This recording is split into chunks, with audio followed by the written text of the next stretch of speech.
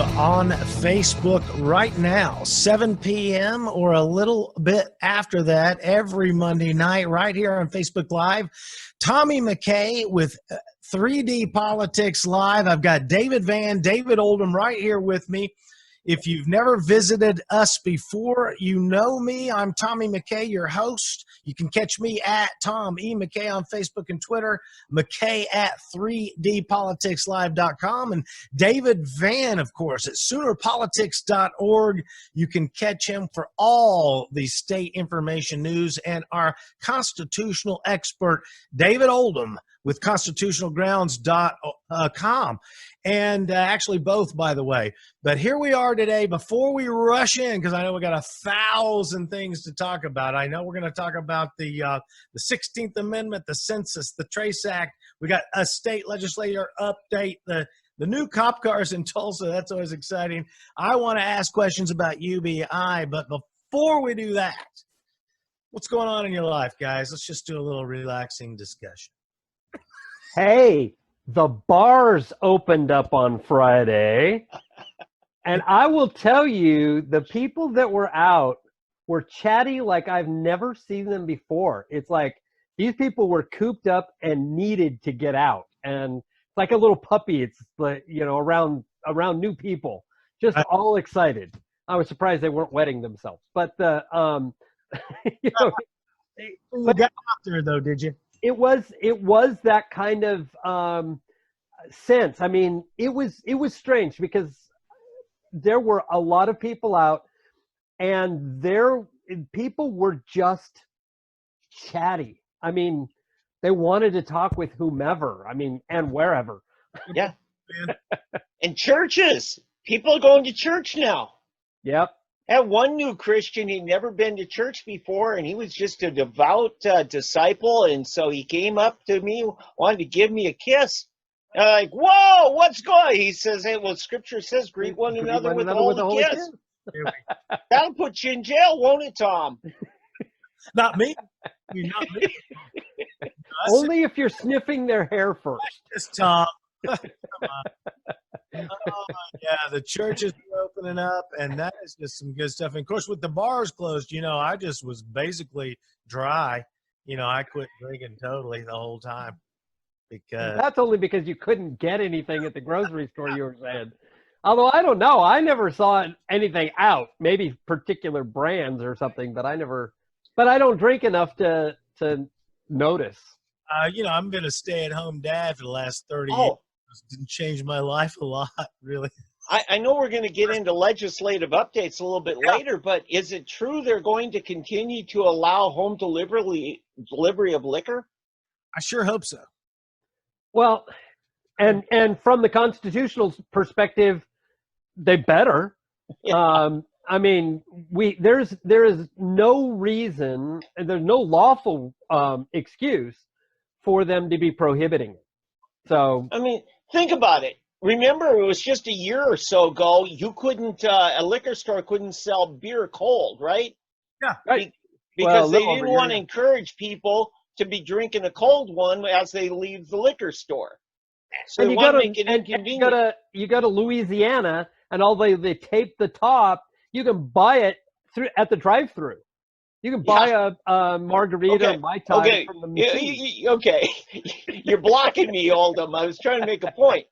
So they don't want you to have the convenience of buying it and drinking it on the way home from the liquor store. They want you to have to go home and then put it in the cooler and then start drinking it once it's cold enough for your taste. Right. But yeah, and that's all under the guise of public safety. And yet they said, oh, but we can't be delivering it to people's home. We've got to make them get out and drive to go get their beer. Only in Oklahoma. Well, I don't know. Nationwide, they treat us like animals. It's like, you know, maybe the puppy will think this if we. You know, oh, remember, you're nothing more than a rodent or a cockroach that everybody needs to be protected from. You're a vector of disease and a filthy animal. Yeah. So. Ooh. Yeah. There's the light. Lightning. Yeah. So, hey, kind of washed out. let's start with this Trace Act and some information on the census. How does the census connect to the Trace Act, and what is the Trace Act? Let me start, because Oldham's got a lot to add to this, but I want to start out with saying, constitutionally, it was written by our founders that every 10 years we do a head count. Okay. And that's essentially what it is, isn't it, Oldham? Just a head count. That's the census. Okay. That part of it, it's very important that we fully comply with the head count, because our equal protection under the law is so important. Because, and this is part of the reason why California loves having all those illegal immigrants, illegal aliens, because they get to count them on the census, and they get a lot more members of Congress because of it. Right. And then at the same time, it's not that these illegals can get elected, but the liberals will get elected in California because they have them. Okay. Oldham. Well, that's very true. And the tie-in between them is in the questions that they ask, and the fact that, quite frankly, constitutionally, you don't have to participate. Now, the Trace Act, or it's in Congress, it's HB 6666, and Trace stands for testing, reaching, and contacting everyone. And testing, reaching, and contacting everyone, Trace. And what they are planning on doing is spending $100 billion. Wow. And in fact, it may have just gone through, because they just passed in the House a $3 trillion stimulus package, which most is not stimulus. It's all sorts of, revamping of society. But it doesn't look like it's going to pass the Senate. But the Trace Act was to earmark $100 billion to go to states, municipalities, and non-government agencies to go around and perform what health departments have been doing for a very long time, and that is, in an epidemic, trying to find out who's been exposed to whatever. Now, the problem is that they want to take it up a giant notch and ask you not only get you to participate, but try to get you to give up your cell phone data so that they can find out where you have been and whether you have been in your home or elsewhere. And so there's going to be neighbors who are involved in this whole thing, who are going to be hired, who are currently out of work, some laid off government workers and so forth. And they are going to be trying to get this information from you. And then the likelihood, and especially in some of your more tyrannical states, is that they are going to use this data to then try to force quarantines on people. So if you have been in the presence of somebody for more than 10 minutes, closer than 6 feet, more than 10 minutes, this somebody who's been exposed, if you were in that person's presence up to 2 days before they showed symptoms, then you will be required to stay in your home. No due process, just Jeff Foxworthy joke where if this, exactly, and that, then you may have been exposed. Exactly. And if you are in the house of somebody who's been exposed, you may or you will be required to quarantine. They're saying up to 2 weeks and maybe longer. So, this whole concept of social distancing, we talked about it last week, Cuomo or de Blasio hiring an extra 1,000 people to be social distance ambassadors. And of course, they're doing the same thing in LA through philanthropic association like the Rockefeller Center, which G.D. Bynum right here in Tulsa, Oklahoma has signed us up for. We are a sister city, so to speak, with LA. And now I would suggest we probably have social distancing ambassadors right here in Tulsa that are being paid with our tax money, is my guess. And GT's hired them. Mm-hmm. Yes, it's totally conjecture, but I know he has told us, admitted he's aligned us with the philanthropic group Rockefeller Center to do social distancing and data control. I wouldn't doubt it. I mean, that's his MO, isn't it? Right. So it doesn't surprise me in the least that that's what he would be doing. What do you got? We had an attack of the giant fingers there for a second. Sorry about that. I had to fix my screen for a second so I could read something. Well, so I could read something. well, Man, are you ready to talk? What are you ready to do? here's what I wanted to share this with you. These are scale size. This is supposed to be what a virus is supposed to look like. Down at the bottom, you see circled in yellow there. That's the Wuhan virus. And that little virus this is a global historical pandemic almanac, if you will. Okay. And so you see there's 1, 2, 3, 4, 5, 6, 7, 8, 9, 10, 11, 12, 13, 14 other pandemics that we know of that have done far more than in actual fatalities than this one. Now, if you go up to the second row, and in fact, let me move. I think, Van, while you're doing that, I got a question. Why do they all look like the AT&T animated mascot for the television phone commercials? The cricket, is that the cricket guy? Oh no, they got that thing that. All right, go ahead. Well, I wanted to say I'm actually one of the survivors of the Hong Kong flu. I actually contracted it back in 1968 as a 7-year-old. And I remember my grandma got it. And she was, she had to deal with the symptoms for months. But there was a couple of weeks there it was really bad. For me, it was a tough flu. It was an influenza. Right. But we lost 1 million people worldwide, over 100,000 here in the United States. Right. And it hit pretty much December and January. I picked it up in late December. It ruined my holidays. Right. But, we didn't close anything. And really what we're coming up with now, we've got a little bit of hindsight, so we can do some Monday morning quarterbacking. You've got the Iceland model, you got the Sweden model.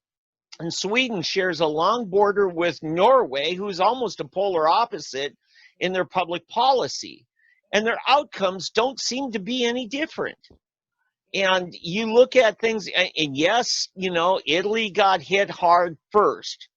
But now that the other, populations of Europe have been hit, Italy doesn't seem that much different than Spain or France or the United Kingdom. So now, yeah, there are some that get hit harder than others, but the point I'm getting at is this. There were vast differences in public policy, and yet the outcomes don't seem to be impacted by those differences. I want to know what you guys think. Well, hey, I'll tell you what, if you're just now joining us, you are finding out what 3D Politics is all about live here on Facebook every Monday night, 7 p.m. You're going to catch me, Tommy McKay, and David Van and David Oldham here discussing all of the politics and things that impact us here in Oklahoma and across the globe. But yeah, it seems as though these viruses have trends that all are similar in their entrances and exits. Yeah. Now, well, there are. Yeah. If you stop and think about it, no matter what your philosophical bent, let's understand that we're talking about what insurance policies call acts of God, acts of nature, force majeure, things like that. The point is, it's beyond any human control. I mean, the audacity for us to think that we can control something like a plague is absolutely ridiculous. And I mean, it's so far beyond that. I mean, that's why each individual has so much the responsibility to take care of themselves. We can't care for the rest of everybody. I can't take care of everybody else. I can care for myself. That's why we are set up the way we are. Yeah. And liberty, that's why liberty works best. Because we take care of ourselves. We leave everybody else to themselves. We do what we can to help, of course. I mean, we're good neighbors. We should be anyway. But you know, wear PPE, not PPH, as I've been calling it. And if you're doing it for those reasons, you know what? You're going to be safe. You're going to be okay. I look at us, right? Yeah, I just want to say that's a very good point, you know, you're making about how the difference between now and maybe 20, 30 years ago, I think it's best summed up. Rush Limbaugh used to talk about in the 90s, a few times he played Charlton Heston reading the foreword to Jurassic Park, the book Jurassic Park. It's basically, who do we think we are that we can control nature? Right. And I think it's part of that God complex that is prevalent in today's society. We think because we have more knowledge, you know, that we must be God, because obviously we're more knowledgeable than anyone else ever was. One of the aspects of that whole concept is they make the mistake of separating mankind from nature. Yes. As though we're not part of the creation. And so somehow or another, we're separate from anything else that happens down here, and anything we do is separate for analysis. Yeah, here's the other thing, though. It's almost a dichotomy, is they use fear to control the masses in such a way as like, why have we survived all these other global pandemics, all these other viruses that have been very fatal, okay? They have thinned the herd, no doubt. But at the same time, we got by without doing the kinds of destruction of our own economies, you know? Right. So I think fear is being used to control, and yet they try to act like knowledge is almost our tyrant, you know? It controls us. They suggest we can't control the pandemic, and yet hypocritically we can control the environment. And then when they say control the creation, but we can control, this is a problem with the feminists. They think that by disassociating the boys from their fathers, they can create and mold society away from whatever nature is into what they think it should be. Right. And at the same time, while on the one hand they say they can't control the pandemic, on the other hand they're saying they totally can. That we as a people can, and it's like, no. I mean, no more than you can control the climate. Right. What we're doing is working, and if you guys will continue to do what's right, it'll get dark this evening. So tonight you'll know if you're doing it. Now, you kind of got off, but I do need to go back to the Trace Act for a second, because I tie in how the Trace thing, the Trace Act ties. How does it connect to the census? That's my question. The Trace Act is going to ask you a bunch of questions, and that's what I wanted to get back to. The Trace Act is going to ask you a bunch of questions. The census asks you a bunch of questions. The thing is that you have a Fourth and Fifth Amendment right protections. Okay. And because you have those protections, the Fourth Amendment says you have the right to be secure in your person, papers, effects, and houses from unreasonable searches and seizures. You have the Fifth Amendment, the right to remain silent, anything that could be used against you in a court of law. Well, the thing is, when government comes to your door, you don't know how they're going to use all of this information. And when they start asking you things that could be twisted around and used later against you in a court of law, you have every right to not answer. And And so you should. You don't have to give them your phone. You don't have to let them in your house. You don't have to answer the door. They're probably not going to have any sort of a court order. And if they do, it's probably not legal, although they will probably enforce it as though it were. But my point is that, and we're going to need to see how this all plays out, but there are people, I know that the local National Guard is being trained to be put into effect. Governor Stitt here in Oklahoma has mobilized some of them to be some of these tracers. Right. And so they will be coming around, and they have sold out the Constitution for some of the things that they are asking. Let me just say, Oldham again is talking about the Trace Act. On the census, which is a constitutional process, a good, patriotic, constitutional citizen will just give them the head count, which is required. Now, is this something new? No. I've been dealing with my family's genealogy, and I got on some of the online sites, and you can pull up records from censuses for, 100 years ago. Right. And in there, they were asking, what is your occupation? How much money do you make? Do you own your home? They were doing that then. And that was outside of the constitutional role of the census. So the biggest difference between then and now is electronics.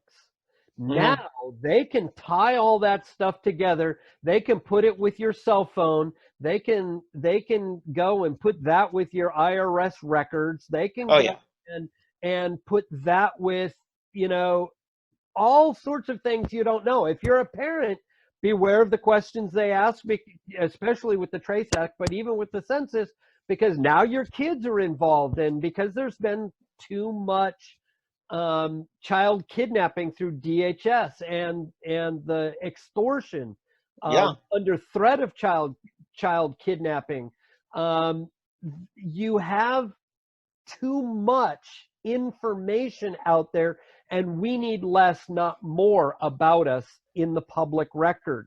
Yeah. And although they say it will remain not public, when they write your name on the form and then they input it, it's not anonymous. The public's not who I'm worried about. It's the government I'm worried about. No. I mean, the public record is housed by the government. They're the ones that are going to be using it. I don't mind my neighbors knowing things to say, keep an eye on my house when I'm gone, and who should be there. I'm fine with that. But I know you don't want them in all of your business. Exactly. But there are things I gladly share with the neighbors in my neighborhood, but that doesn't mean the government in Washington needs to know it. Right. I'd feel much more comfortable with my neighbors whom I can see, who I'm not afraid of, sharing that with them. But I heard Tom, he enrolled his kids in school, and what do you know? He signed up for free lunches and didn't know it. Is that right, Tom? Well, what I know is that, eventually you find when you have as many kids as I do over as many decades as I do, you've done this before. And so they say, we tried to enroll kid number 2 at Edison. They're like, well, sign up for the free lunch program. We're like, look, we know we don't qualify. We're not going to. Well, to enroll, you have to sign up for the free lunch program. I don't want to sign up. Literally, we had to get a special call from the Education Service Center to allow us to bypass the free lunch program request just to enroll in the free public school. 2 or 3 weeks later, we got a letter from the state that said, "Oh, you've been declined from your request for the free lunch program." Which they did it anyway. That's right. It's ridiculous. And because the schools get paid on pieces of paper sent in, not on what is served. So, the federal funding, that's one of the things they look at is how many kids are in the free lunch program. And they use that in their formula to say. Every single one of them is the answer. They're all in it. Even if you say I don't want to be in it, they sign you up for it anyway. And notice how when the world comes to a halt, school cafeteria is still going. I noticed. I did have some high school kids that we took to took down to the Capitol with us one day, and they were telling us those kinds of stories, how they were being pushed by the schools to go ahead and sign up. And I think some of these things, even without their parents' permission, just go ahead and sign up for it. And it was all a scam just to get the numbers on the books, even though the kids weren't using it. Bracket. Why in the heck would you continue to leave the cafeteria open, serving lunches to children who are not showing up? And the fact that my neighbors are all falling for it is the only reason I'm a pessimist since March 17th. This is ridiculous. My neighbors, and they all act like, oh, there's going to be a revolution and there's going to be all this. You know what? The people out there in California pretending that they're having a protest. Have you seen the protests in Hong Kong? You guys, you're having a party in California. When you guys start wearing helmets and gas masks, smoke, then you'll be protesting. You guys are having a party. This whole COVID thing has been nothing but a practice routine for the government. They've got everybody's name who said anything against it. They know where all the hot spots are going to be. This has been nothing but a practice routine. And like I said before, just like writing a laugh as a professional comedian, you wait until the laugh is over, then you tell your next joke. And that's what they've done with this. They kept us locked down as long as they could. And then they said, we'll lock down 2 weeks longer. And they just invested an extra little moment. Right. All they're waiting to do is see how long they can. And that's what they're playing the game for. So on COVID-20, you boys and girls better get ready to get your heads cracked open with some batons and wash down the sidewalk with the hoses like they did in '68. Well, and I've been asked this. I was teaching another Zoom class, and I was asked if this is going to be Kent State or Martin Luther King or Crispus Attucks and the Boston Massacre, if that's what was coming. And I will tell you, if they do this again come the fall, yes, I believe it will.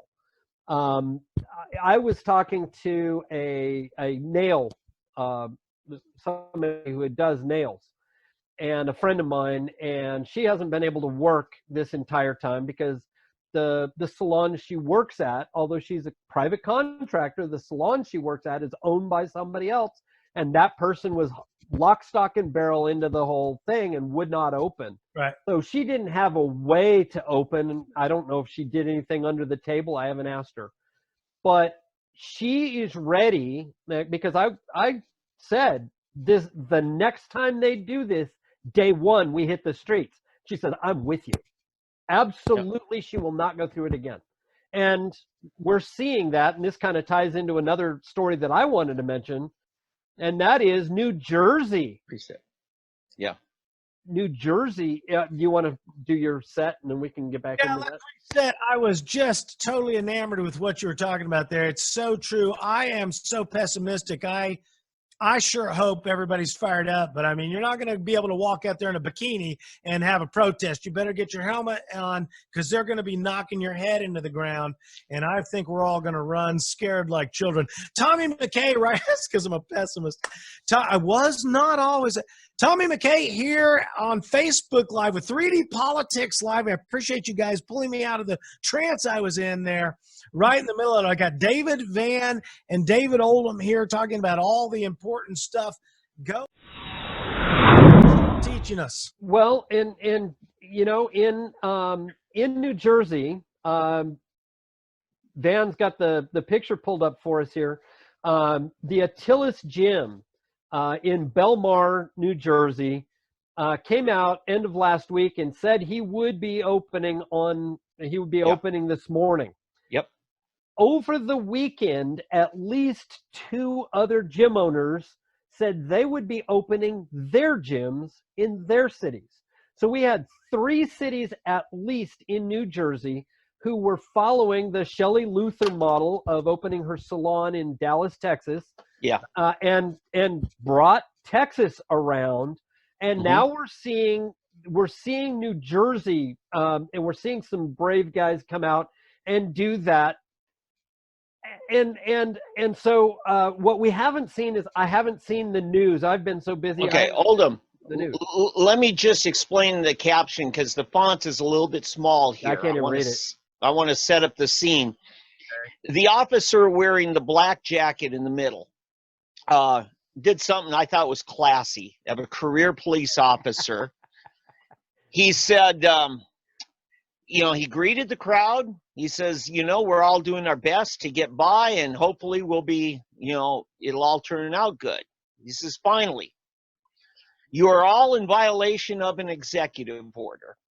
And, some people grumbled. He held his hand up, and they quieted down. And then another lay spoke. He says, let me finish. He says, on that note, have a good day. And he turned around and walked away. And that is how a police officer should react. Yes.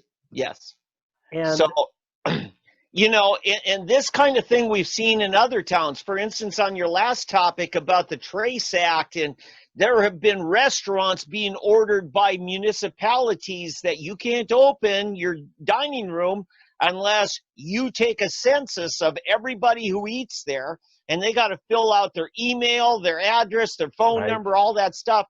So you can turn around and give it to the government. And restaurants have said, no, we're not doing that. And you know what? At least one municipality announced today, okay, we're backing off.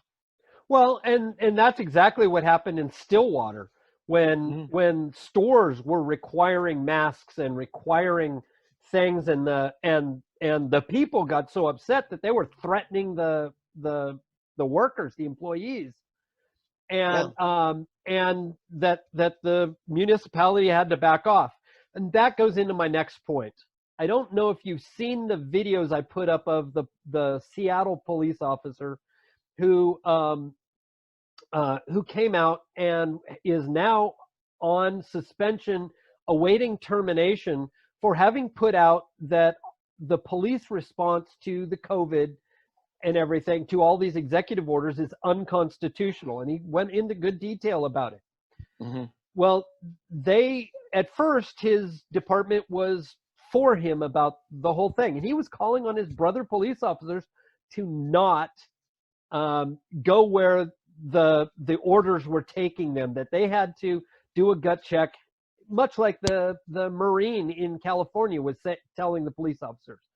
But this was a fellow police officer. And, well, within a few hours of it going out and starting to go viral, because it went viral really fast, he was called into the office and put on suspension. Mm-hmm. So by 10 o'clock in the morning, he put it out at like 5 o'clock in the morning. By 10 o'clock in the morning, I think he was suspended. Okay, let me say something on that, Oldham. I understand the legislature took up a bill and passed it, sent it on to the governor, that's going to prohibit municipalities from adding extra emergency restrictions on people's behavior in this. Is that, you're saying yes? I believe that was passed. I wasn't that familiar with the order, but Kevin West. Okay. It was Kevin West. My point on this is that that's truly a double-edged sword, because going back to your example there in Washington State, the state is controlled by liberals. However, you get on the east side of the mountains there, and that's a very conservative state. Exactly. And the opposite can be very true, where you get mayors in municipalities on the east side, on the Idaho border, who are just saying, no, we're not having any of this. And so it kind of works both ways. I think I'm missing your point a little bit. I'm not. What I'm saying is, what we had here was state action last week to prohibit the kind of draconian, tyrannical extra measures of the municipalities, like City of Norman, City of Guthrie, Veneta, Bristow, Altus. So we're saying, municipality, we're going to rein in on your ability to do that. On the other side of it, you've got in Washington where you've got municipalities that are more liberty-minded, saying we're not going to do this, and the heavy hand of liberal government or tyrannical government is forcing them. Well, again, they don't have to do it, and that's the point. Exactly. Yeah. And that's the police officer's point. I tell the Seattle story to say this. In his video, he said there aren't enough of us to keep back the hordes if you get them mad enough. Yes. If the police continue this behavior, there are not enough police to hold back the mass. And that was his warning. It's like, wake up, guys. You are going to awaken the sleeping giant, and you are not going to like what is coming. Mm-hmm. And that is what I think people need to realize, is that we need, well, I mean, my flag behind me is we need people standing up for, the thin line of the Constitution. The good cities, like we have, the city of Dunkirk and Newkirk, excuse me. Yeah. We have good cities. We have good people who want to do the right thing. But then for whatever reason, whatever motivates them, they do all of the wrong things. Yeah. I have a problem going either way on this. And I'll use it as an example. About 3-4 years ago, State Representative Jason Murphy was very frustrated with the legislature passing a bill that prohibited municipalities from putting local restrictions on some of the petroleum injection well activity that was causing horrible property damage and structural damage in Jason Murphy's Logan County district. And they passed a law, and this was to protect the petroleum industry, against some locality saying you can't do that. It ended up, we pushed the Corporation Commission into finally acting, but they drug their feet, and politics and money played a role there. And Jason and I were talking, and I said, I guess that kind of sounds like the county burn bans you might have, where, your county decides, hey, the weather conditions are just right, man, we could have a real problem here. We're going to limit people's ability just to have big brush fires, in these conditions. And, you don't have to go to Governor Fallon to put that county burn ban in, but yet they're putting that restriction on petroleum, on the communities.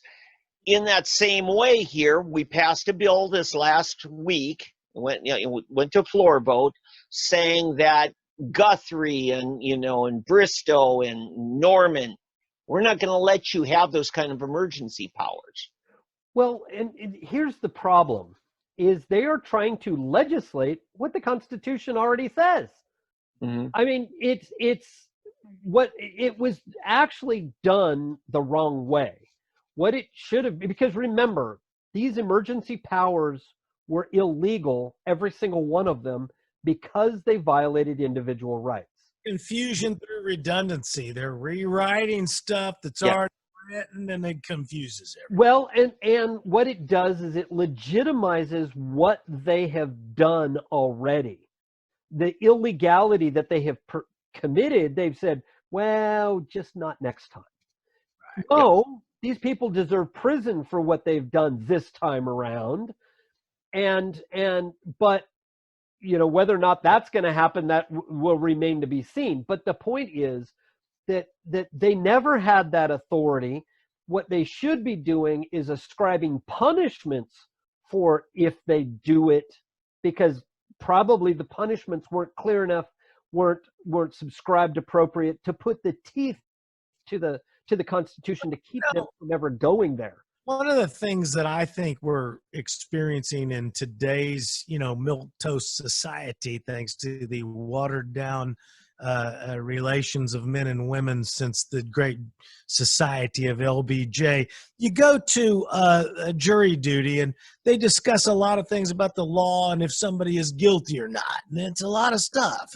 And do you understand? And then they talk about, if you find somebody guilty, they ask us an entire series of questions in jury duty. If the guy is clearly guilty and he's guilty, would you be able to pull the trigger on sentencing? It's an entire question. When you know he's wrong, when you know he did bad and everybody knows it, are you still also the person that can say yes, and he also needs punishment? That's an entire another skill set. And this is the problem we have in today's society. We got 1 million rules and 1,000 police state concepts. And what we should do, ain't nobody gonna pull the trigger and actually enforce the law unless it's on a plebe or a proletariat. Where is the 1-800 number on a billboard that says, turn in a crooked politician, turn in a crooked cop? Well, we just don't have the money to put it up. Why aren't the taxpayers' money being used to help turn in the crooked politicians? I agree. Okay, so we spend money to turn in our citizens. We spend money on our own citizens. G.T. Bynum hiring social ambassadors through the Rockefeller Center, which I didn't vote for anybody in the Rockefeller Center. Rockefeller Foundation. Well, go ahead. I lost my Foundation, not Center. Rockefeller Center's. We need to cover some other stories tonight. Well, before we get off of this, though, you bring up a great point. One of the problems is with juries is the very questioning that you laid out, Tom, because what they do is they use that to seat an invalid jury, not a jury of constitutionally valid jurors, but ones who are willing to punish somebody for a non-crime that is being called a crime. And they use that very, very question process that you laid out. Yeah, they lay it up and pick them out very carefully. If you're just tuning in, once again, Tommy McKay here with 3D Politics Live. And I've got David Oldham with me always, every Monday on 3D Politics right here on Facebook. Van, do you want to do state legislature up? Well, if we could hold up, I wanted to get to Alan Keyes' event tomorrow night with, pardon me? Do that. Okay, let's share a screen. Now, I'm going to show you guys a video that went out over 20 years ago. It was the 2000 Republican presidential primary debate up in Iowa. And I tell you what, we had Alan Keyes stole the show in 45 seconds. And I'm going to show you guys that video right now. I know we're going to start with the mugshot of John McCain in his prime. They're talking about the income tax, and McCain wanted one rate and Bush wanted another, and Alan Keyes responded to them both. I made a deal with you that I was going to give you a preemptive claim to a certain percentage of my income determined by you. How much of my money would you control? All of it. You're right. That's the principle of the income tax. Now, when I work or you work and somebody else controls 100% of the fruits of our labor, what do we call that? Slavery. The simple logic of the income tax is that it's a slave tax. These gentlemen argue about whether the chains should be lighter, whether they should be heavier. I think it's time that as a tax-enslaved people, we rise up and make it clear. We want the chains off, abolish the income tax, and return to our original Constitution of liberty. Mr. Bauer. All right. The income tax by gradient and progressive scale is the same thing as the 3/5 argument in the original argument of the Constitution discussing slaves. It's like you're just going to gradient scale how much of a slave you are. That's all. Well, not exactly, but never exactly. It wasn't quite that way, but yeah, I mean, there's nothing lawful about the progressive income tax. Well, it's no, constitutional.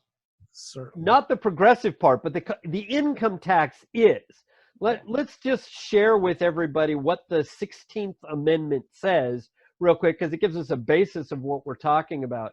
It says the Congress shall have power to lay and collect taxes on incomes from whatever source derived, without apportionment among the several states, and without regard to any census or enumeration.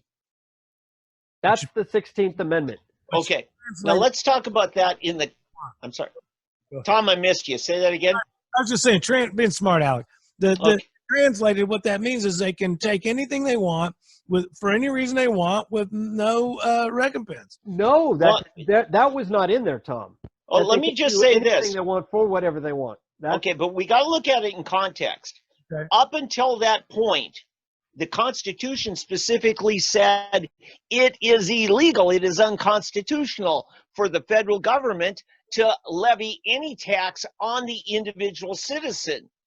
It Right. was the taxes were, or the federal government was to be funded through tariffs and duties, and then by census, a bill was sent to each state proportionate to their population. Correct.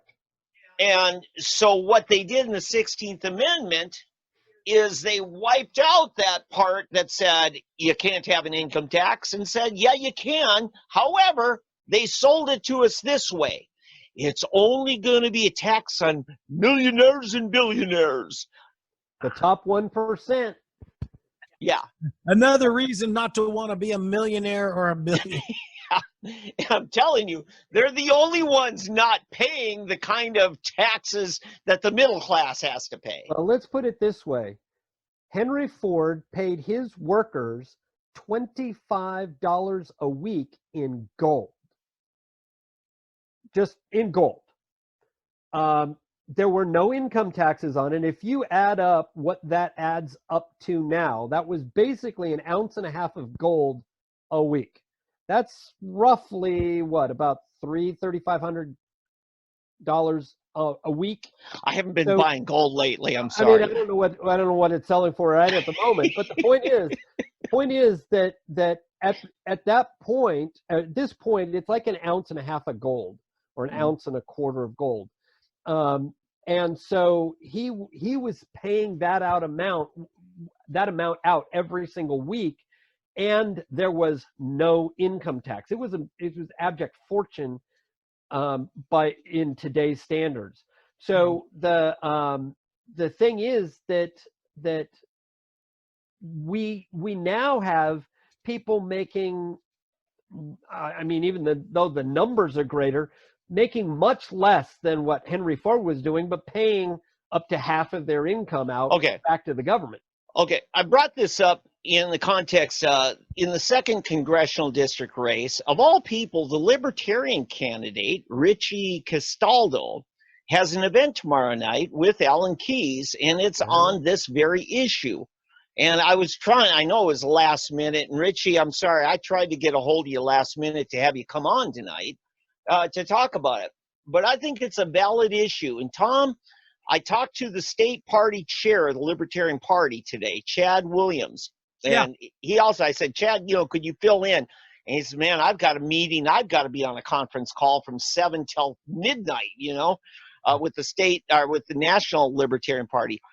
But I congratulated them on this. I said, the Republicans in Oklahoma are largely giving up the battle on fighting against tax increases and tax reform. And I said, I'm glad to see the Libertarians picking it up, because I think it is a bread and butter issue that is going to speak to the masses. I tried with the Libertarians about 4 years ago to get them to help fight these tax increases in the legislature. And the bunch they had running the Libertarian Party then wasn't comfortable with doing that, but they would march in every gay pride parade they could. Right. Yeah. I've not have found any luck with the Libertarian Party. They're so it's totally subjective. It leads me into the UBI discussion. I don't know. Yeah. Well, I just, I'm going to give credit where credit's due here. Richie Castaldo is bringing up this as a bread and butter issue. The state party leadership, you talked to Rex Lawhorn a few months ago about that very thing, and I'm glad to see them coming around to doing the job the Republicans used to do. Yes.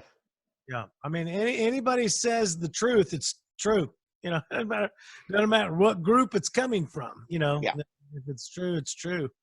Yeah.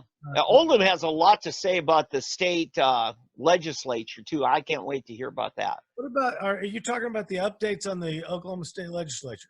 Oh, he's got a lot. Yeah, we've got a lot that happened on Friday, but we should get into your UBI question because that's germane to this whole discussion. You want to? Before we go there, though, you mentioned something that is a widely believed and I think needs to be addressed, and that is that the 16th Amendment does not allow the federal government to tax for whatever they want. Mm-hmm. The Bill of Rights still limits them, and the 10th Amendment still limits what they can spend their money on, because if they are not granted specific powers by the Constitution, or if they are specifically deprived of certain powers by the Bill of Rights, for instance, then they cannot spend on it. So when we're talking about Medicaid expansion, most of which comes from the federal government, there is no allowance within the Constitution for the federal government to be spending anything on healthcare whatsoever, or dictating anything about healthcare. Right. So therefore, they cannot be charging us. Gotcha. It. And it's illegal for the state to be receiving that federal money and doing the same, because the Fifth Amendment protects us from being taxed for those things. We've lost that thought process, so we need to rebuild it. That's why there's no enforcement at the state level, so the feds just roll. Well, actually, they're in cahoots, because the states look at it as free money that they do not have to pay a political price for it. That's why you saw during the whole bathroom debacle, where the men wanted to use the women's bathroom, claiming they were trans and all of this, right?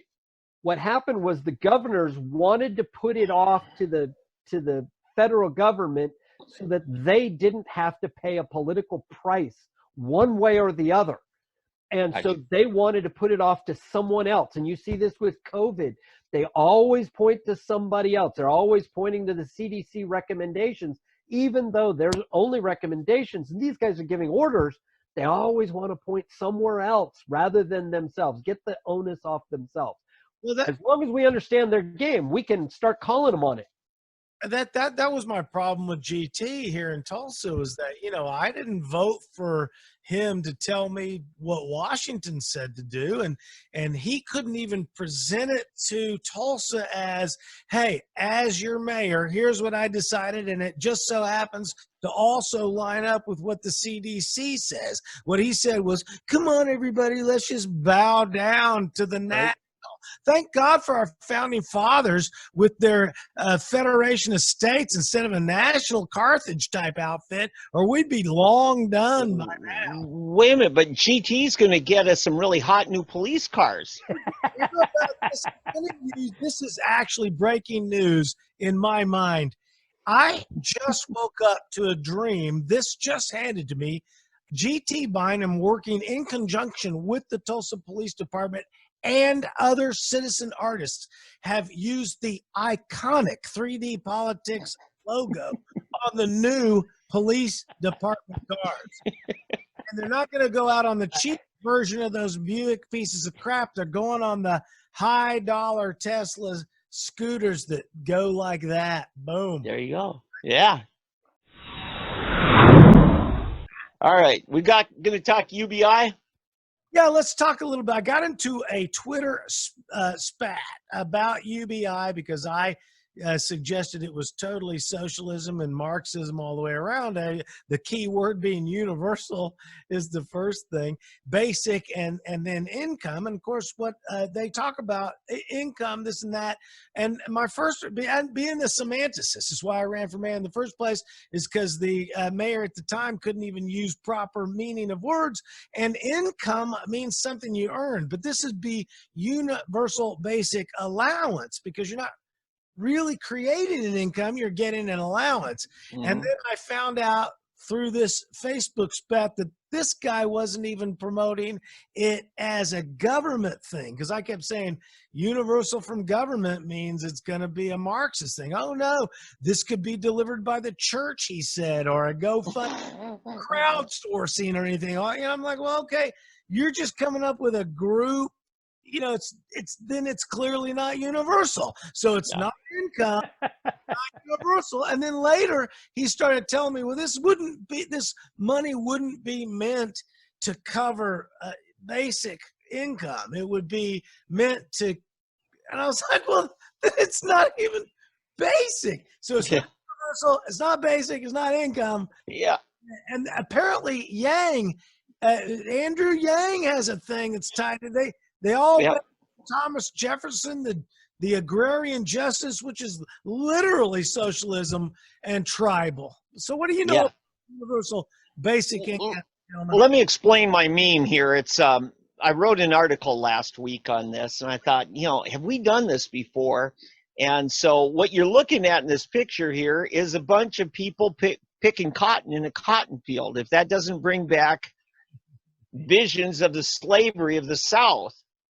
Well, when they were bringing slaves over 400 years ago, it was basically they were offering universal basic income.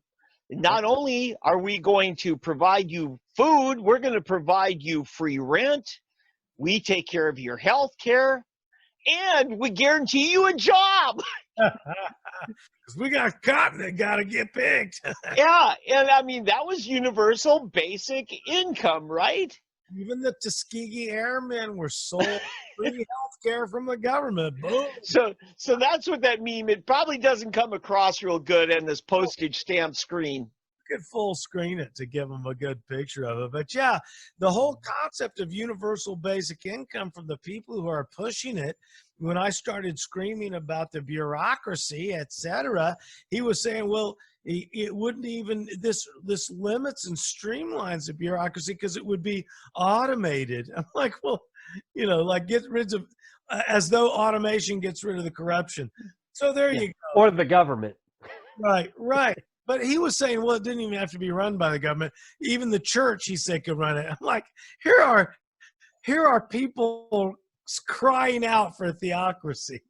Well, I mean, he's saying it doesn't have to be run by the government, but Connecticut just announced a non-government corporation that's going to be running a lot of their compliance stuff that they're trying to set up to force on the people.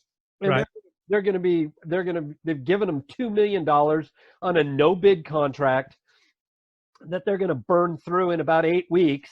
And I don't remember even what the details were, but the point is that it's still government. They're acting as a government actor. They're just not government directly. That's kind of the most amazing thing about it, was that the Marxist is such a hybrid beast, such a viral hybrid beast, that it'll alter itself anyway just to fulfill its group effort. Well, remember, they're not a hybrid beast. They are a lying beast who lies about their position at every turn and will lie any which way to get to move what they want, but they're still headed the same direction. Right. But remember that what universal basic income really is Marxism. And so therefore what you have is the government inserting itself as not the umpire in a contractual situation, but the dictator of the contractual situation between an employer and the employee, taking away both the rights of the employer and the employee. That's important to note. The employees don't have a say any longer to market themselves the best they can. Right, right. Hey, if you're just tuning in, I am Tommy McKay here with David Van and David Oldham on 3D Politics Live on Facebook every Monday at 7 p.m. I know we got a little bit more to talk about before we go on, so we'll do another segment. You know, one of the things a friend of mine was talking to me about, how America seems to always come along and take whatever the world has and then Americanize it, and whatever they do. It's kind of like English is a great example of English as a language. It kind of takes all the other languages and just smashes them together, and then, you know, Englishizes it. And that's what we do in America. And so we were discussing, you know, the horrible fascistic government of G.T. Bynum, and then the horrible communism that's the globalist communism that's coming along the way. And my friend was saying, you know, the funny thing about America is we've really Americanized whatever that nasty hybrid is that you're talking about, and we need a name for it. So I came up with one. It's called NIFCA. It's NFCA, and it's Neo-Fascistic Communaria Americana. Notice there's no ism, purposely no ism in there. It's NFCA. It's Neo-Fascistic it's Communaria Americana. Communaria. Is that your next campaign platform, Tom? What is, we've taken like GT. I think Tom's next campaign slogan, in fact, I think he should change parties, and it should be the rent is too damn high. There you go.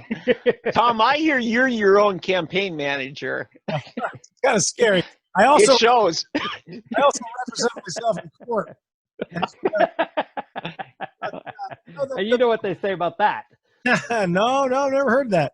But the thing is, though, friends, we live in G.T. Bynum is a perfect example of how we look at him as some sort of a nonpartisan type of, you know, middle of the road moderate, when really he's delivering up these neo-fascistic communaria Americana is what he's delivering. Yeah. Oh, I agree completely. I want to know, Oldham, you were at the Capitol last week. Is the honeymoon over, or Stitt still having his honeymoon with the legislature?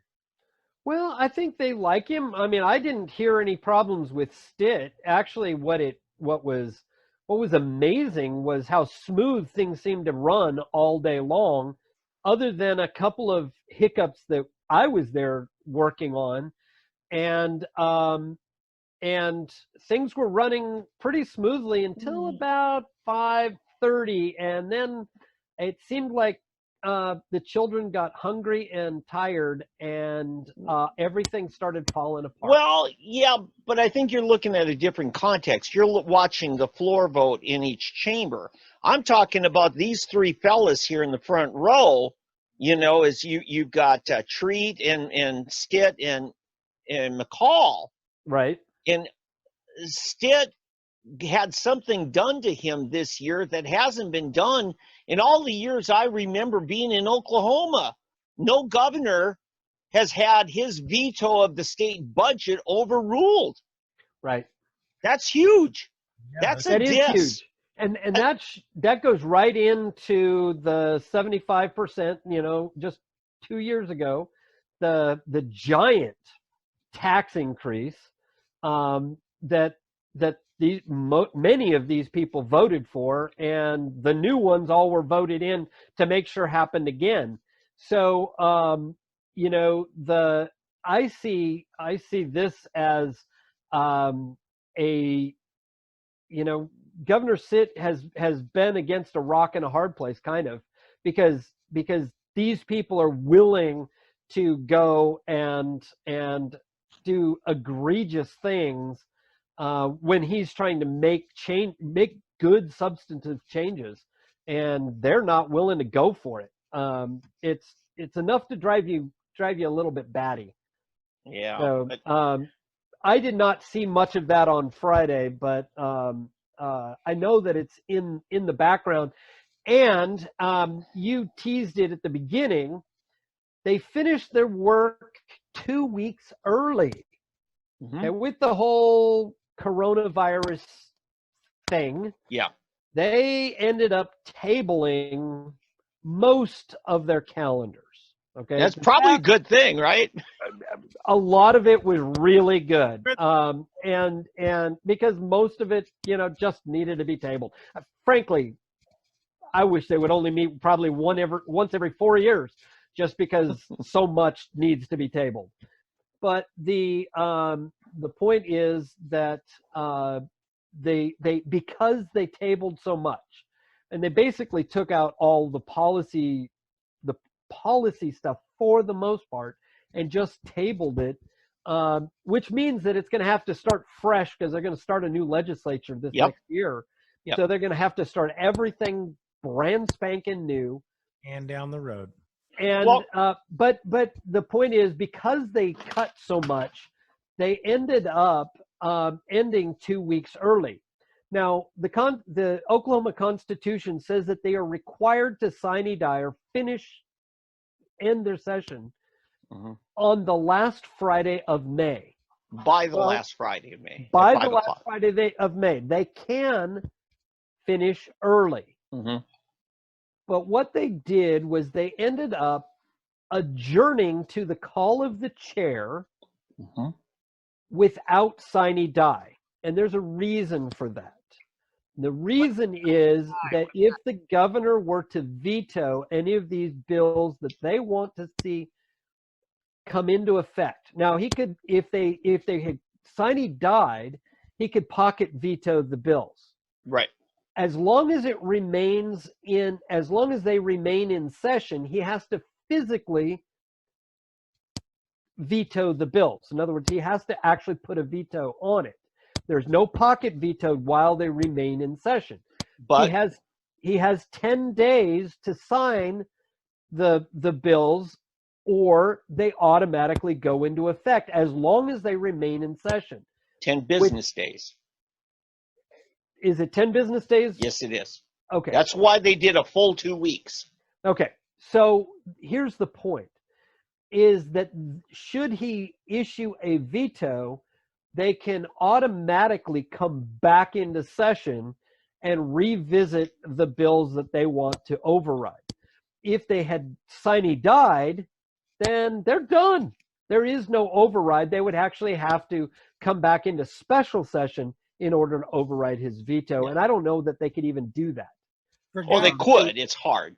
I think they would actually have to come back into special session to revisit brand spanking new language.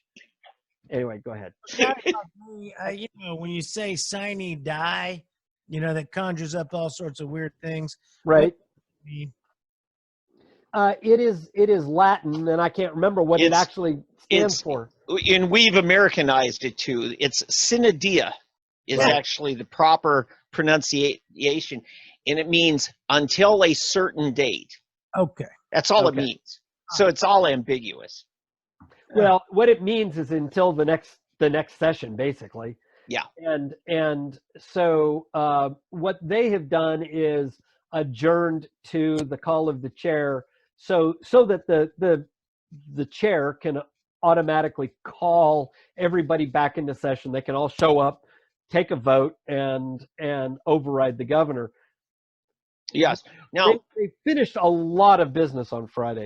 Now, I want to say they continued the proxy voting, and to me it's questionable. I think that was only supposed to be during an emergency, so maybe they're declaring themselves still under emergency. Yeah. Okay. Yeah. Okay. They were acting that way, and some people were. The Senate especially had people on Zoom. The House did not, but the Senate was actually taking votes on Zoom. They had it come up on the separate screen, and you could see everybody casting their votes. And for security purposes, I like that. Yeah, I know the Republicans of the first district had their convention, and I believe that was audio only. You know, here we are on Zoom, and we know who's talking. You can see their lips move, right?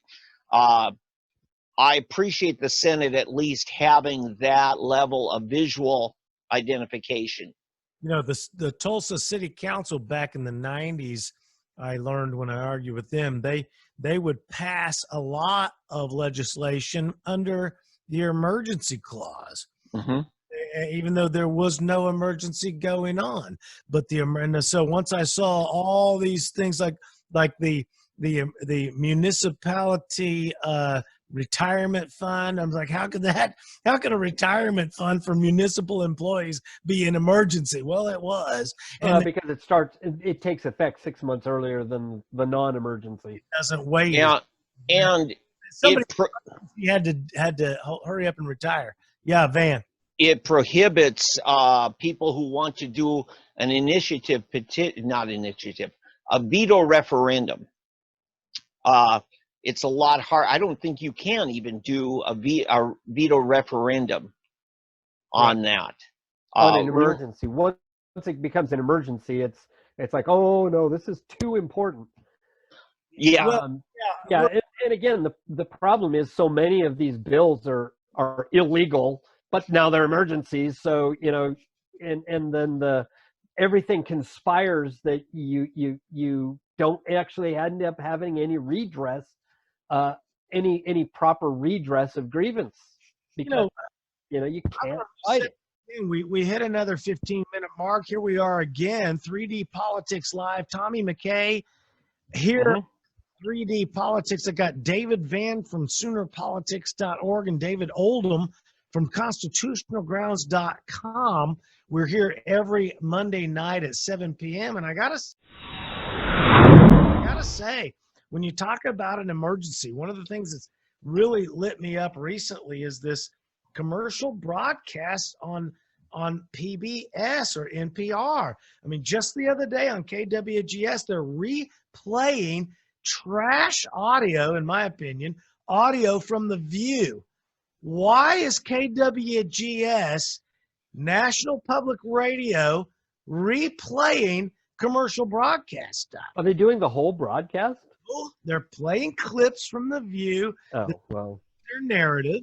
But what I'm saying is, this leads me to the bigger argument. Why in the world does KWGS and NPR get federal funds? They're already brought to you by these advertisers that are not like me, people who donate to NPR who are not like me, people just like not me who give to NPR. And every time I listen to NPR or watch OETA, it's always brought to me by an advertiser. It's never just there. It's always there by advertisers like not me. But Tom, those are not advertisements. Those are sponsorship spots. It's not tax.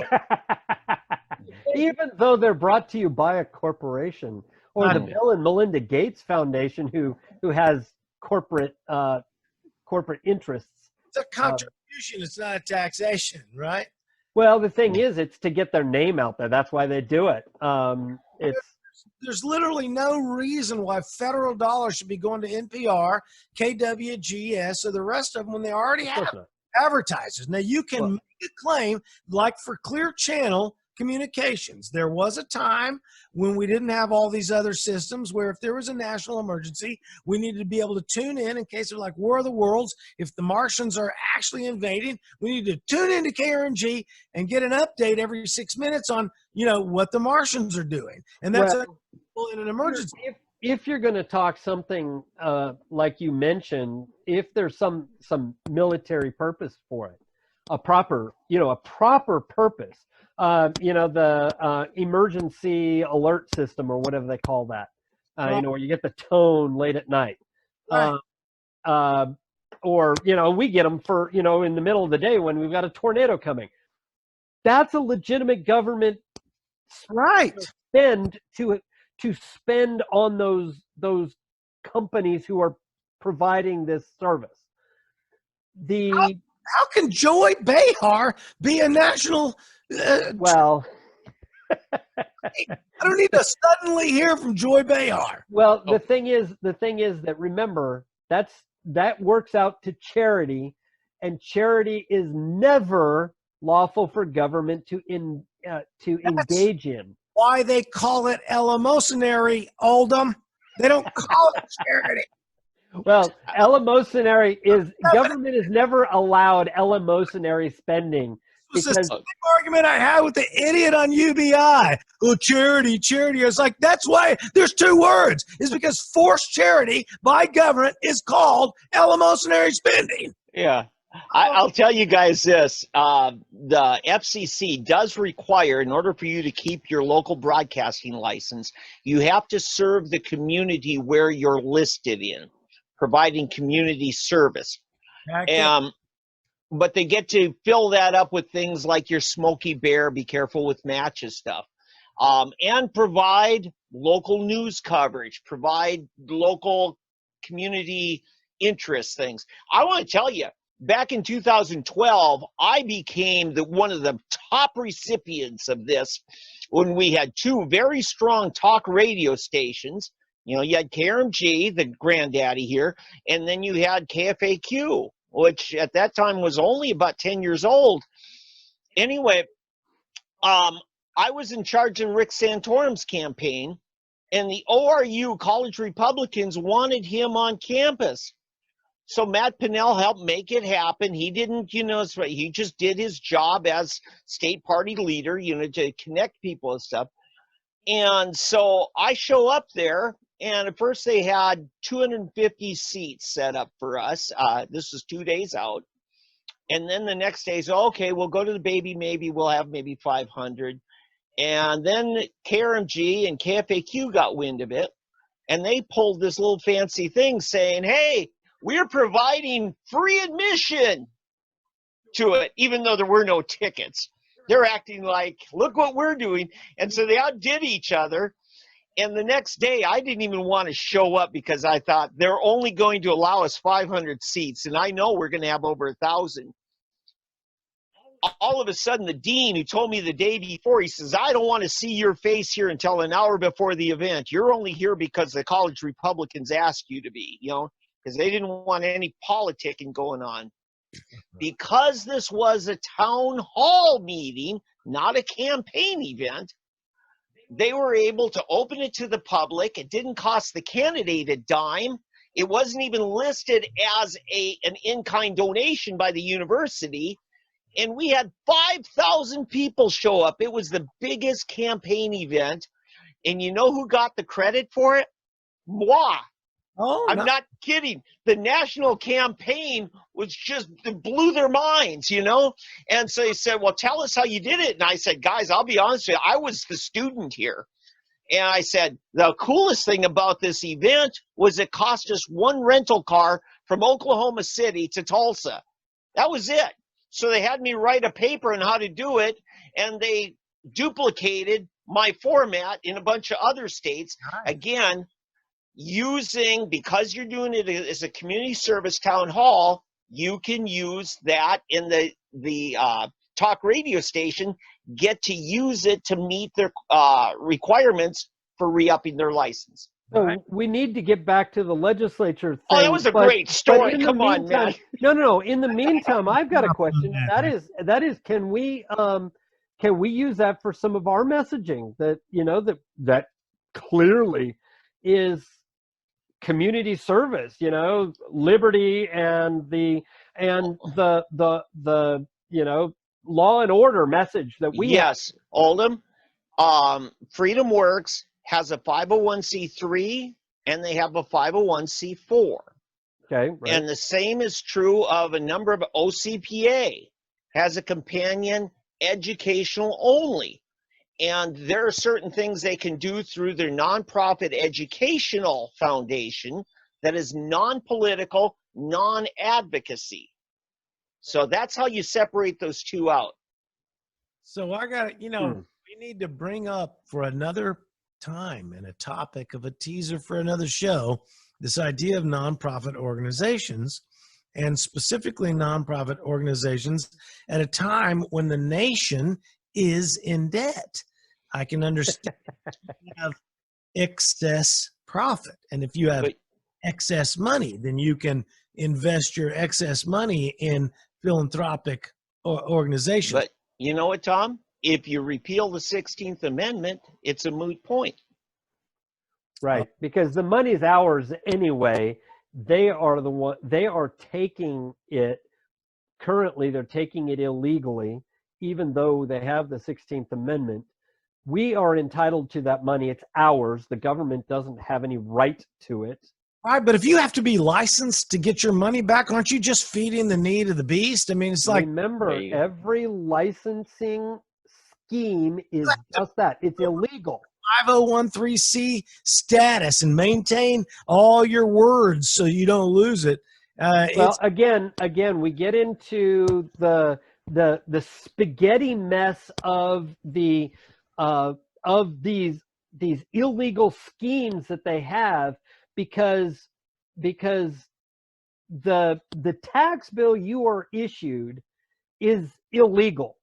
Why? Because it has things in it that you are paying for that the government doesn't have the right to charge you for. Yeah. So therefore, thereby the loopholes that they then also offer are all screwed up, and the whole thing becomes a big mess because it started out improperly. We've got to go back and refix that. man, Yeah, all these licensing schemes is a way of picking the winners and losers. And I'll tell you, even though we don't license the so-called press, I don't believe there is such an entity constitutionally as the press. No. You know, when the First Amendment referred to the press, it referred to a machine which we all have a right to use. And I say in this context, when the White House decides who gets to go to the press conference and ask a question of the president, that's the president picking winners and losers. Or what happened to us. He's also got a limited space to put people. Or you take a look at the situation. Remember Oldham last month, we were going to go to the Capitol, but we couldn't get in there unless the speaker gave us special sanction as the press. Supposedly. Right. I was going to go anyway, but. So, yeah, but what's happening here? They're picking the winners and losers.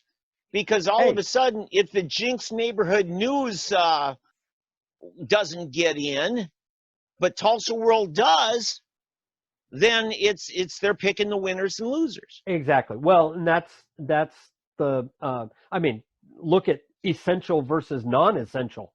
I mean, who's non-essential and who has the right to say that you're non-essential?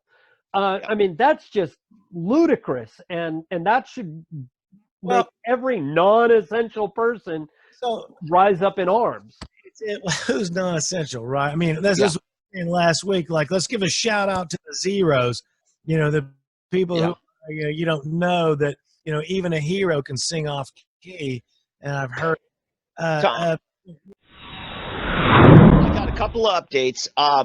First of all, in the 5th District, that's Oklahoma City area, and then over in Shawnee, congressional Republicans. The Republican district chair has decided he's only going to pick 4 of the, 7, 8, 9 candidates who get to be at this forum that's sanctioned by the party. Okay. And he's using as a criteria who's raised the most money in campaign contributions. Wow. Picking the winners and losers. I always work to get in the mayor's race. Yeah, or you could do like Oldham and I were part of a couple years ago, is some Republican auxiliary organizations and conservative groups, the 912, Republican Men's Club of Tulsa County, and then Republican Assembly, which Oldham and I were officers in. We put on our own. And I want to say that to the people, the grassroots over there in Oklahoma City, you don't like what the 1st District OKGOP's done, organize your own event. Contact these people and say, come on out. All right? I'm disappointed in that. But that's being planned. You mean in the 5th District? 5th District. 5th District. Right. Right. Again, that's their race. They're going to try to get back that seat from Kendra Horn, the lone Democrat. So that's coming up here in the next week or two. We're going to have some developments on that. I think within the next weeks to come, we've got to start showcasing some of these races. I got a big push poll yesterday in the race to replace Senator Stanislawski's tournament out. There's some big money going into that race. David D'Ambroso's got a big candidate over there in West Tulsa and Jinx and Sand Springs in that district. That's going to be races to watch. I think we need to start talking about some of these races to watch. And then we got people trying to go back who got voted out 2 years ago. George Fott, Steve Copeland. So I think we've got races coming up. I want people to, buckle in here. There's a lot going to happen next 6 weeks.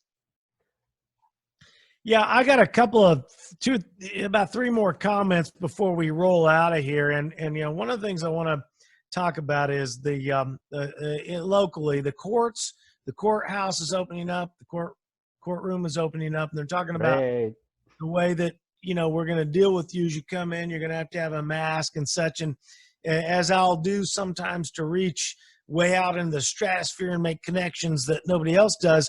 Remember equal access, equal time on the radio? Remember that thing? That equal access law? So my attitude about wearing a mask, because they've driven this division in us, another way to separate us before they conquer us. And so I say, look, okay, it's a new world. I'll agree with you there. COVID-19 is a new thing. And so I'm going to take extra precautions. I'm going to do my hand washing distance. I'm going to social distance. I'm going to take 17 different new ways I never did before to calculate this new world, but I'm not going to wear a mask. Well, so now all of a sudden they say, well, that's not good enough. See, because I'm not doing it the way they want to. So I'm asking for equal time, because we're really not talking about science. We're talking about subjective control. Van, you said a couple of weeks ago, I can't catch something from somebody in Germany that I've never fixed to. And that's not science, my friend. That's control. Everybody knows you're right, because if you control like a tyrant everything, then you're right. You can control away. That's not science. Science says, what? I'll go in, and if you're wearing a mask and it works, if masks work, you're protected, even if I'm not wearing it. Yeah.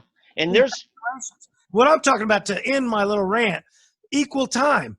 If we're going to do a representation equally at the courthouse, there are some people think that a mask is the extent that you need to go through. I say I don't need a mask. Let's just have equal time. Some people don't have to. Some people do.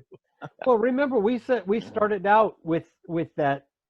Remember, we have freedom. If you don't like my freedom, you can protect yourself from me. Yeah. And so you can wear all the PPE you want. You have that right. I have the right to go without. And you don't have the right to say without any proof whatsoever that I am somehow infecting you and causing you some harm. That you don't get to do. What do you got? The state district courts, which answer to the state Supreme Court, are claiming jurisdiction over the entirety of the building of these county courthouses. Well, they're county offices. And I wish that we could see some county commissioners take back control of their building and let the state district court manage the courtrooms that they're holding court in. And that's it. Right. And the buck stops with the county commissioners when you're trying to go down to get your land records, or you're trying to, go down and deal with whatever county offices are held in that same building. So, by the way, I think is it the May 20th is the first date, or is it tomorrow's first day of court? But but if they're getting ready to open up, I got a court update. Okay. Dean Davis does have a court hearing on Wednesday. And don't know if they're just going to keep playing this, moving it on.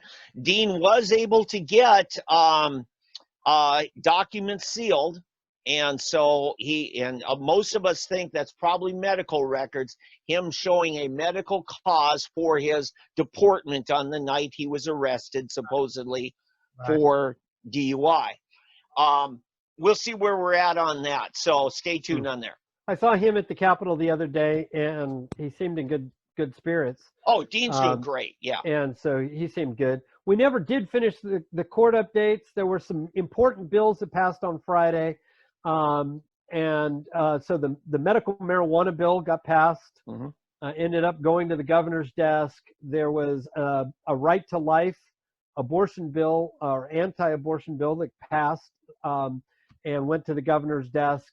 And this is the key one that people need to know, and that is the HJR 1040 passed the House on Thursday, got to the Senate on Friday, needed a 3 legislative day turnaround time in order to pass. HJR 1040 was the override omnibus of all of the bad agency rule changes, in which was the rules, some rules for the Corporation Commission, but the real bad ones were the hurdles that the state health department was going to put for parents who wanted to exercise their right to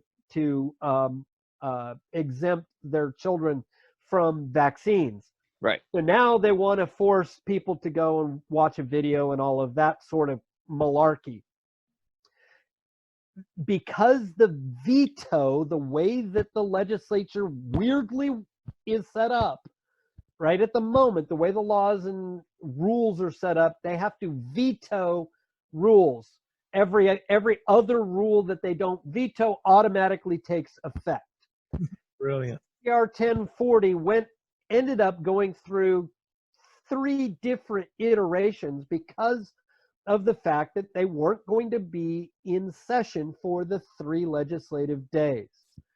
So people from both houses were working to get it done. I think it was really something they wanted to get done, was this omnibus veto. It went through to the medical marijuana bill was just going to be an amendment added to that. Something fell apart in the Republican caucus, and they came out and said, that's not going to happen. And I don't know what happened, but something happened there. And I know that the medical marijuana people were not happy. At some point, we heard lots of talk about that. And then, and why, I don't know. So I don't know if we have a bone to pick with them, but ultimately it ended up not getting heard in the Senate and ended up dying after being. Wait a minute. You're not talking about medical marijuana. You're talking about the agency rules. The agency rules omnibus veto ended up not getting heard in the Senate. So the rules will pass. There's a problem. Not yet. Well, they will pass unless some miracle they come back into session and we'll hear it. No, you got 2 options. Either Stitt can reject the recommended rules of the agency. That's the next thing. That I'm saying the omnibus. Yeah. That will go through. The rules will go through, except if Governor Stitt overrides and puts the nix on the rules. So we need everybody to contact their the governor and let him know that that you are against these rules. Go to constitutional grounds. We've got the link up there so that you can find out how to contact the governor. So it's right there. So we do need that. You got one other option. They have to come back to officially vote to adjourn sine die. They might do something there. We don't know. What we do need to do is put pressure on everybody. We still need to put pressure on the Senate. Yeah. But we especially need to do it through the governor's office at this point. Yes. I would still say call Kim David's office, call Senator Treat's office, Senator McCourtney's office, and just hammer them. So it's a good point you bring up, David. Still hammer them to hear HJR 1040. We tried to get it put on to 2 other bills before everything was done. It was an exhausting day, and we didn't get it done. But there was a lot of business that got done. They did go into a house-to-house spat for a while between the Senate and the House. It was right about dinner time, so it was like watching children get hungry and tired to start fighting. Did they actually do it out in the rotunda with boxing gloves? I mean, no, but they were.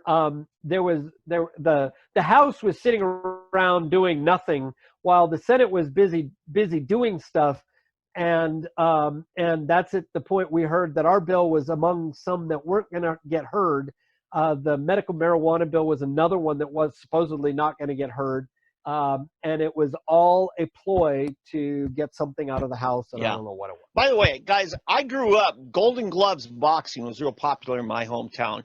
Sometime for charity, I'd like to see the House and Senate, Republicans and Democrats, have some Golden Gloves boxing right there in Rotunda. Go at it. Yeah. Kind of like the Serbian legislature of parliament, right?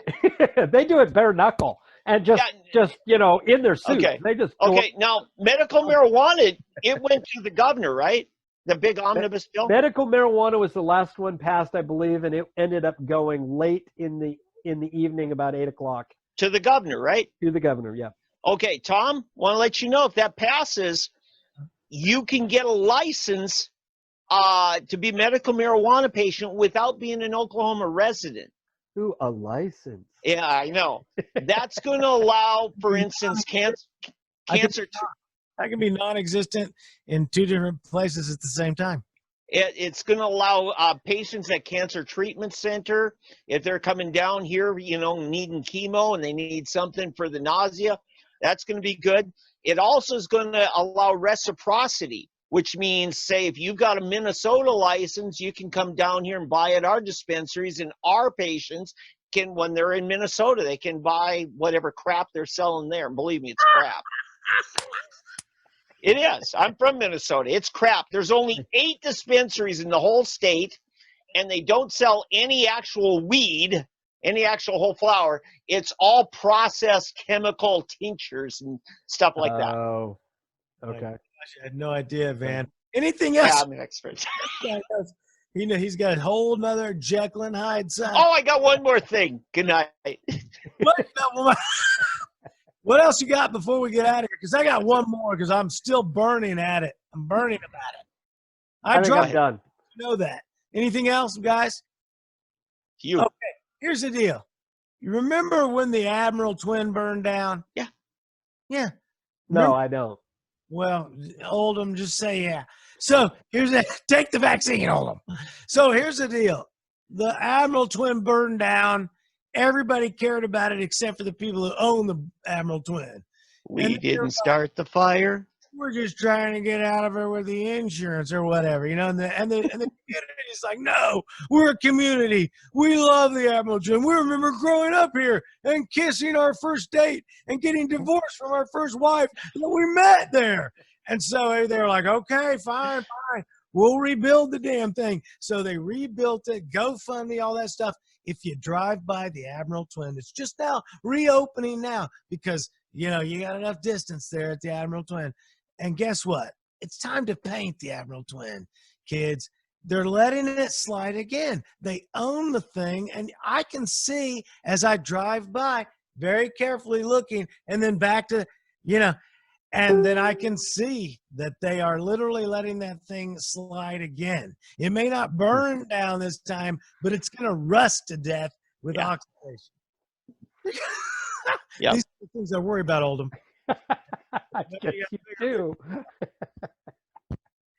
Well, anyway, the Admiral twin, GT buying them, the new police cars with the 3D Politics logo. I guess that means we're going to have to go see a drive-in movie so that they can afford to paint it. That's a positive way to do it.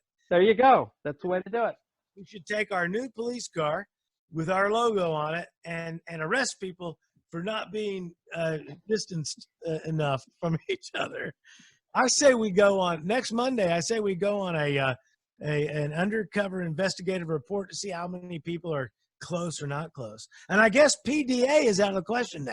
No No, more. No. That started up on Friday. Once the bars opened up, PDA was in full force. I guarantee. And well, yeah, but the social distancing, remember, it doesn't apply to people of the same household. I expect a lot of people started shacking up as a result of these rules, not actually getting married, because you can't go down to the courthouse and do it the lawful way.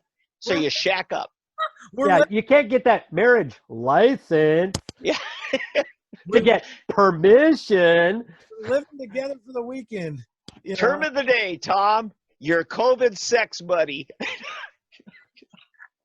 Well, remember New York City, their health department, they give all the way to do it. Oh my gosh. We Well, talked about that. when it comes to sex, I've really got to hand it to myself. Hey, if you can't be with the one you love the one you're with, right? Ladies and gentlemen, another exciting episode of 3D Politics Live right here on Facebook. And we hope to see you once again next week on Monday night right here on Facebook Live. We'll see you then, folks. For Tommy McKay, David Oldham, and David Van, next week. Good night.